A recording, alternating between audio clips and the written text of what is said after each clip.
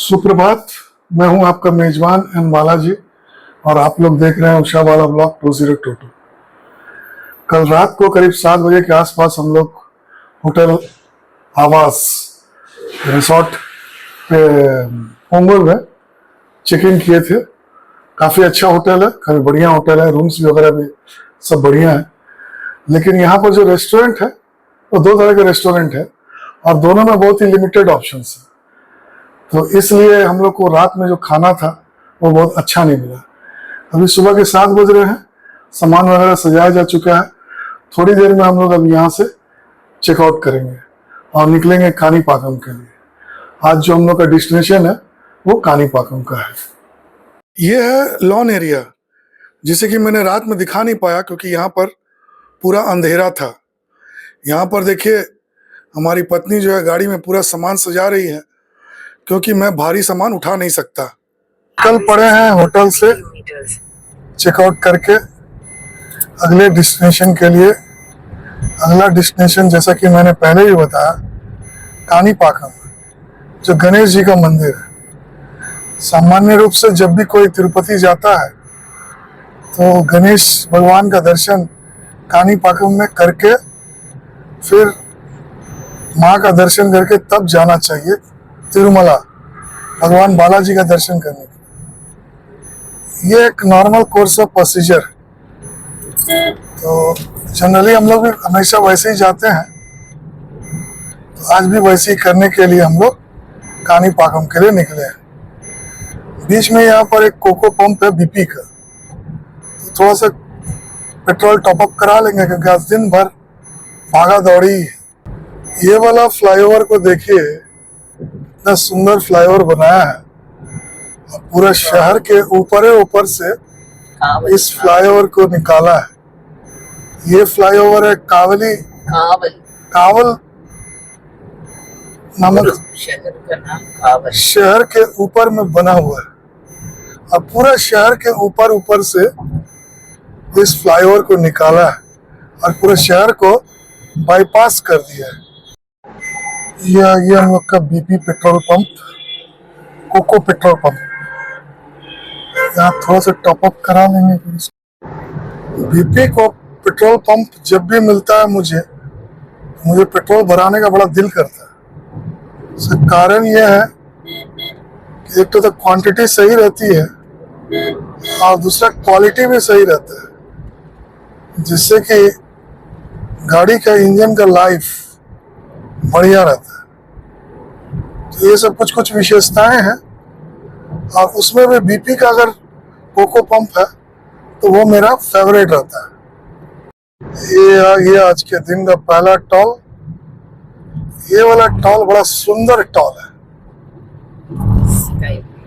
Sky view.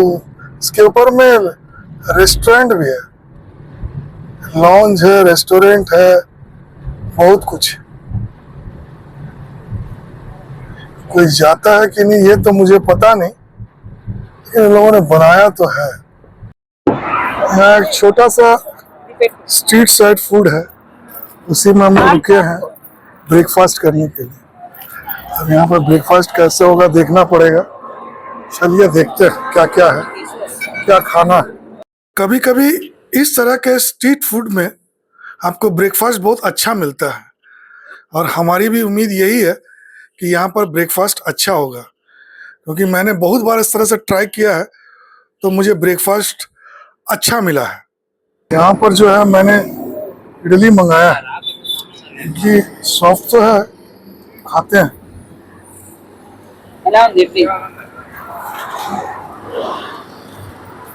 चटनी ठीक है,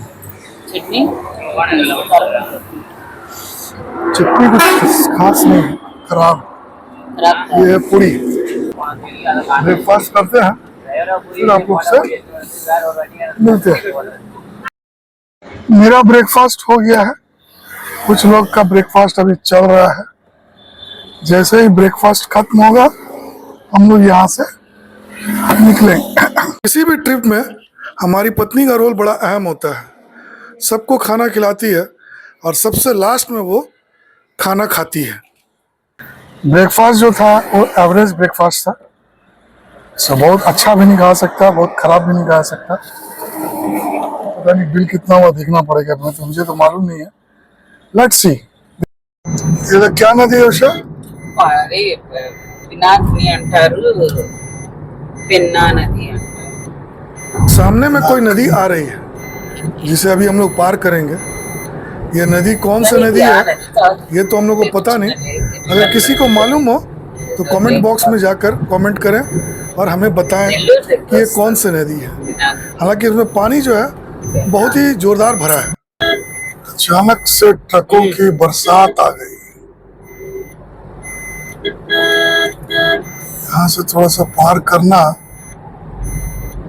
दिक्कत हो रहा है, अच्छी स्पीड पे चला नहीं पा रहा। 9:30 बज गया है। बेंगलुरु के आसपास हम लोग हैं करीब करीब। जस्ट हाईवे के बगल में रुके हैं एक कॉफी ब्रेक के लिए। जनरली मैं कॉफी पीता नहीं हूँ, चाय पीता हूँ, लेकिन यहाँ पर ना शुगर के बिना चाय मिलता नहीं, लोग पहले से बना के रखता है। लेकिन कॉफी जो है लोग बनाता है तो इसलिए बिना चीनी का मिल जाता है। तो आंख लग रही थी एक्चुअली में, इसलिए थोड़ा सा रुक गया फ्रेश होने के लिए, सुसु ब्रेक के लिए। अगर वाइफ गई है छाछ के लिए, गर्मी बेतहाशा गर्मी है इस जगह पर। गर्मी की कल्पना किया नहीं जा सकता है, उस लेवल का गर्मी। अब तिरुपति में किस तरह गर्मी होगा तो भगवान ही जानता है। पिछली बार जब हम लोग आए थे तो ये फ्लाईओवर बन रहा था, अभी बन के कंप्लीट हो गया, लगता है पूरा, इसलिए बाईपास से लेके आया है। देखना है कहाँ तक बना हुआ है। नाइडपेटा से लेकर तिरुपति तक ये सड़क पिछले साल बन रहा था। अब जो है ये सड़क लगता है कंप्लीट हो गया है। 6 लेन हाईवे है, बहुत बढ़िया बनाया है लोग, और जिसके चलते नाइडपेटा से तिरुपति तक का जो सफ़र है वो काफ़ी सुगम हो गया है। पहले करीब करीब ये 3 घंटा लगता था, अब मुझे लगता है जिस तरह का सड़क बना है इसमें 1 घंटे से 1.25 घंटा के अंदर इसको कंप्लीट किया जा सकता है। यहाँ पर टॉल भी है, लेकिन टॉल लगता है अभी तक चालू नहीं हुआ है, जिसलिए ट्रक और जितने भी गाड़ी है सब साइड से निकल रहे हैं। ये जो रोड है, ये रोड तिरुपति बैंगलोर रोड है, अभी इस पर हम लोग चल रहे हैं, और इसका नंबर है NH 71 है, NH 71। इसी पर हम लोग चढ़ कर जो है कानीपाकम पहुंचेंगे। ज़्यादा दूर नहीं जाएंगे और बस पहुंच गए हैं, थोड़ा दूर और जाना है। तिरुपति एरिया जो है चारों तरफ पहाड़ों से घिरा है, और यही पहाड़ जो है आपको सामने दिख रहे हैं। अब हम लोग हाईवे छोड़कर स्लिप रोड में आ गए हैं। अब थोड़ी सी आगे बढ़ने के बाद लेफ्ट लेंगे और विलेज रोड में चल जाएंगे भगवान गणपति का दर्शन करने के लिए कानीपाकम में।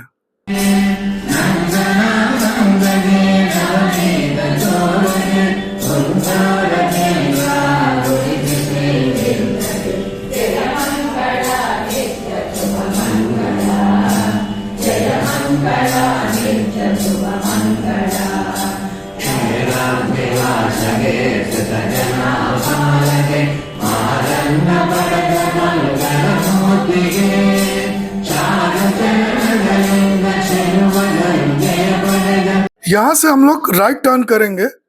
राइट टर्न करने के बाद देखिएगा सामने आपको दिखेगा बड़ा सा द्वार। ये द्वार पूरा कानीपाकम का द्वार है, और ये पूरा इलाका जो आपको दिख रहा है ये कानीपाकम इलाका है।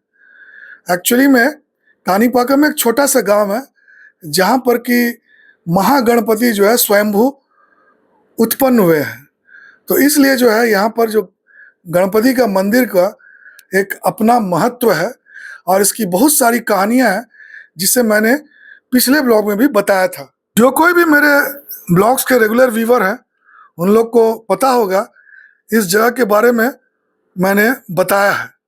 यहाँ पर गर्मी काफ़ी ज़्यादा है, ये आ गया है मंदिर का प्रांगण। यहाँ पर जो है गाड़ियों का पार्किंग भी है और भक्ति निवास भी है, जहाँ पर कि लोग रह सकते हैं। यहाँ पर कानीपाकम में गजब की गर्मी, इस तरह की गर्मी है कि कहा नहीं जा सकता। और उसी में हम लोग दर्शन किए और मंदिर का प्रसाद भी हम लोगों ने ग्रहण किया उसी गर्मी में। ये जो सराउंडिंग्स पूरा आप देख रहे हैं, पूरा मंदिर का परिसर है। मंदिर के परिसर के अंदर भी कैमरा ले आने का परमिशन नहीं है। ये जो सराउंडिंग है, इसी में थोड़ा बहुत कैमरा चला सकते हैं। गर्मी इतना ज़्यादा है कि हम लोग शूटिंग का बात छोड़िए, कैमरा भी चलाना पॉसिबल नहीं लगा। तो अब हम लोग यहाँ दर्शन वर्शन करके अब यहाँ से निकल रहे हैं।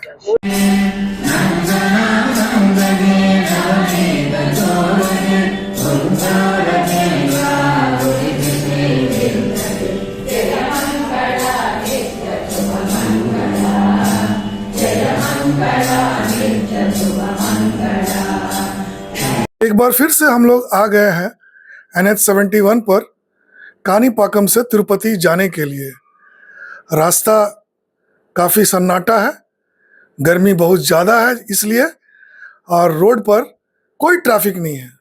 सामने में देखिए पहाड़ आपको दिख रहा होगा, चमकता हुआ पहाड़, सफ़ेद सफ़ेद सा। ये एक्चुअली में चमकता हुआ पहाड़ नहीं है, सूरज की इतनी तेज रोशनी इस पर पड़ रही है कि ये जो पहाड़ है एकदम लग रहा है कि ये सफ़ेद है। ये इस तरह का जो आज सूरज का रोशनी जो है पड़ रहा है। हम लोग करीब करीब 3:30 के आसपास में तिरुपति में त्रिचुर नामक स्थान पर हम लोगों ने PVK रेसिडेंसी नामक एक होटल को लिया है आज रात को स्टे करने के लिए। कानीपाकम से आने के बाद काफ़ी थक गए थे और वहाँ पर जो धूप का आलम ये था कि कुछ दिख नहीं रहा था धूप की चकाचौंध रोशनी में, और मंदिर को शूट करने की जगह मैंने अपने आप को शूट कर लिया। ये स्थिति था। अब इसी से धूप की इंतहा को आप अंदाजा लगा सकते हैं। तो अभी इस वक्त हुआ है करीब करीब 7 बज रहा है। तो अभी हम लोग जाएंगे यहाँ पर माता पद्मावती का टेम्पल दर्शन करने के लिए, और उसके बाद हम लोग फिर डिनर करने जाएंगे। उसके बाद हम लोग वापस आएंगे। लेकिन उससे पहले मैं आपको पहले होटल को दिखाता हूँ और रूम टूर करवा देता हूँ। तो चलिए पहले होटल के बारे में देखते हैं और रूम टूर भी कर लेते हैं। यह है PVK रेसिडेंसी, 4 मंजिला होटल है। बाहर से देखने में काफ़ी अट्रैक्टिव लग रहा है। इन लोगों ने बाहर में लाइटिंग का बहुत बढ़िया प्रबंध किया है, देखने में अट्रैक्शन लगे इसलिए। बाहर में इन लोगों ने वनस्पति को भी जगह दिया है, और यहाँ सामने में पार्किंग की कोई व्यवस्था नहीं है, पीछे में है। यह है रिसेप्शन एरिया। रिसेप्शन एरिया को भी काफ़ी बढ़िया से इन लोगों ने सजाया है। यहाँ पर भगवान बालाजी और माता पद्मावती का एक फ़ोटो लगाया हुआ है, और ठीक उसके बगल में गणेश जी को बीच में स्थापित किया है, और उसके बगल में 2 दिया है। अब हम लोग ऑटो लेंगे और माता पद्मावती टेम्पल जाएंगे। पद्मावती टेम्पल के पास में पार्किंग की व्यवस्था कुछ कम है, इसलिए हम लोगों को होटल वाले ने ही सजेस्ट किया था कि आप ऑटो ले लीजिए और ऑटो लेकर जाइए। तो हम लोग जो है ऑटो लेकर आ गए हैं। यहाँ पर भी एक कोनेरू है। कोनेरू मतलब एक छोटा सा तालाब, जैसा कि साउथ इंडिया के सभी मंदिरों में एक कोनेरू होता है। तो चलिए मैं यहाँ दिखाता हूँ कोनेरू को और वहाँ की पूरा साजो सज्जा को।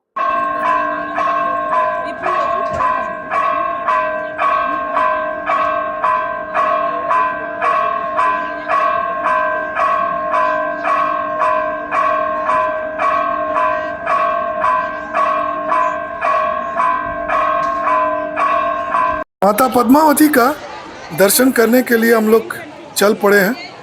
यहीं पर कोई लाइन होगा जिसमें कि हम लोग को जाना है लाइन लगकर और माता पद्मावती का दर्शन करना है। सामने में मंदिर को लाइट से बहुत बढ़िया तरीका से सजाया गया है। ये देखिए गोपुरम को, और ठीक गोपुरम के नीचे में यहाँ पर है मंदिर का मुख्य द्वार। अब हम लोग दर्शन करते हैं, तब तक आप यहाँ सराउंडिंग्स को देखिए। सराउंडिंग्स में बहुत सारी चीज़ें हैं देखने के लिए, जैसे प्रसादालय, दिया जलाने वाला स्थान इत्यादि।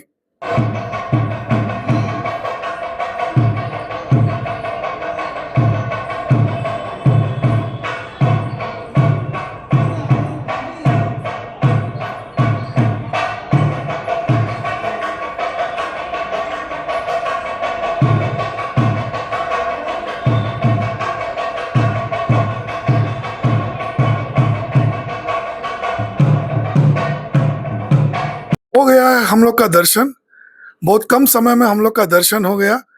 ये हम लोग के लिए आज का सौभाग्य का बात था, क्योंकि सामान्य रूप से यहाँ बहुत ज़्यादा समय लगता है दर्शन होने में। थोड़ा हम लोग यहाँ पर मार्केट को देखते हैं।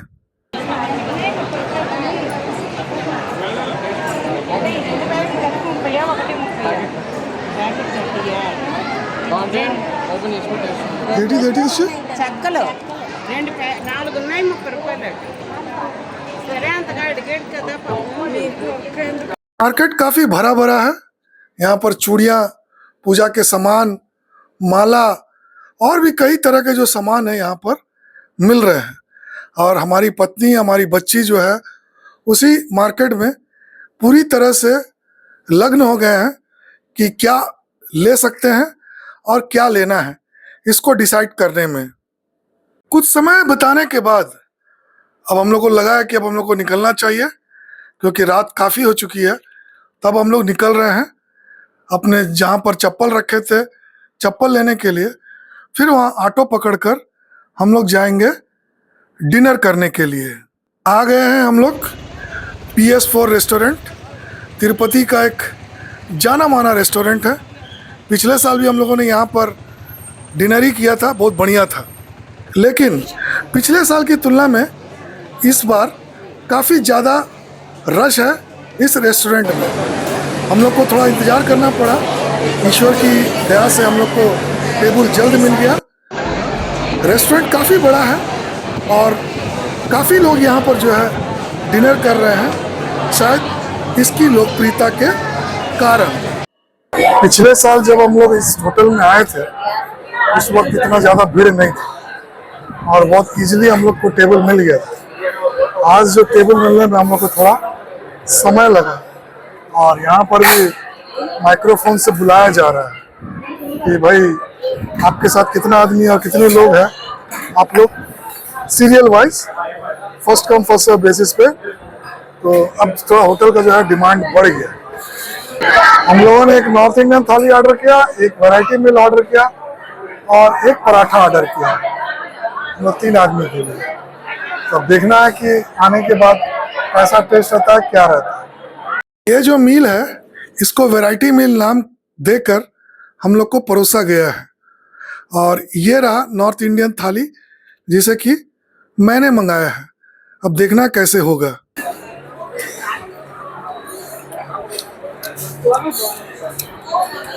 प्राइस जो दिया था वो बिल्कुल भी ठीक नहीं है, इसलिए मैं जो है कर्ड राइस खा रहा हूँ।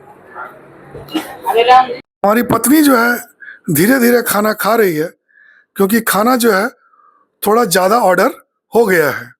डिनर करके हम लोग जो है वापस अपने होटल में आ गए हैं।